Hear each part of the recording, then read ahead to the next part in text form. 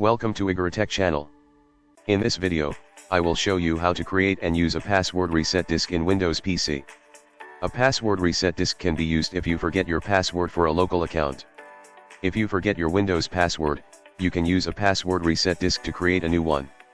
It is recommended to create a password reset disk when creating a password, so access is not lost to files and information. To create a password reset disk, follow these steps. In Windows 10 or 11 with your local account logged in, insert a USB drive or SD card.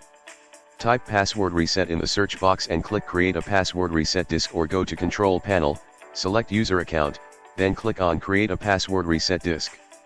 Click next, select the location to create the password key disk at, and then click next. Enter the account password and click next.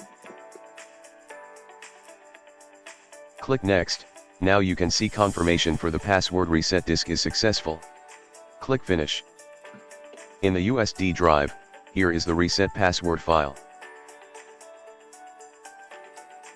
To use the password reset disk to reset password, follow these steps. Boot the PC and key in the password. Click OK when the password fails. Insert the password reset disk and click reset password. Click next. Select the password reset disk and click next. Type and confirm the new password. Create a password hint. Click next. Then click finish. This covers how to create and use a password reset disk on Windows PC.